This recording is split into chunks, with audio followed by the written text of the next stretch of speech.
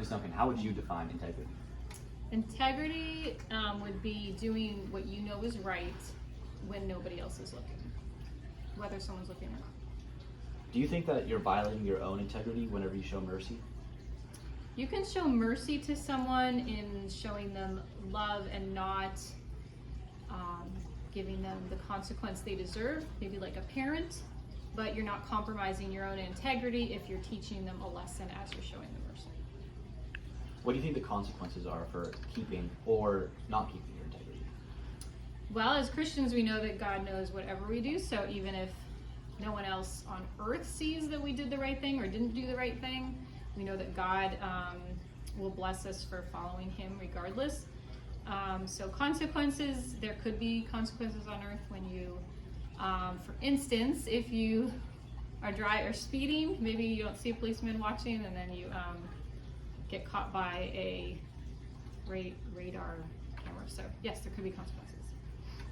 In your opinion, if we have a strong sense of integrity, do you think that will bring us closer to God? Yes, I think God desires us to have integrity and will ultimately bless us for trying to do the right thing to please him, even when it's not something that benefits us directly. Do you think that having a sense of integrity can affect someone's mental health? And if so, how does it actually do that? Well, I think it would improve your mental health if you feel like it will bring you confidence in knowing that you are doing the right thing, and that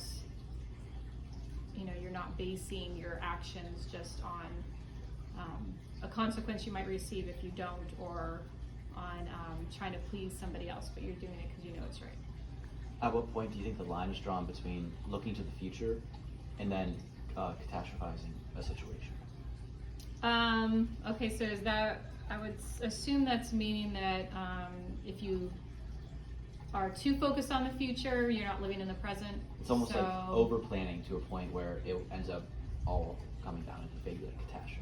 Okay, so yeah, if you over plan, then what you're planning might not even happen. So that would probably not be a wise decision. Yet we do need to look to the future, but live in the present, and then take things one step at a time based on what we see is right before us. Do you think that news could ever be presented without media bias? No, yes, I think that it could be presented. I think trying to avoid a bias while you're writing or presenting, like in a news broadcast, it's hard to speak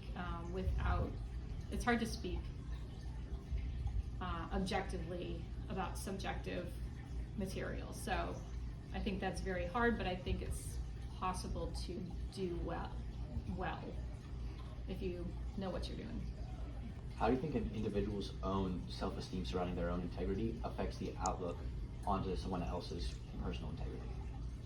Well, if your self-esteem is based on your integrity and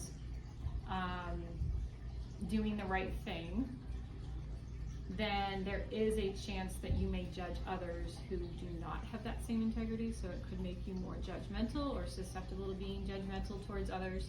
So I think that that could be a factor. How important would you say is integrity to our overall morality? Well, we have our moral basis that from our worldview. As Christians, it should be based on biblical principles, and so our morality is going to be what we believe to be right and wrong, and our integrity then would be upholding those beliefs in how we act and live. Thank you. That's it. All right.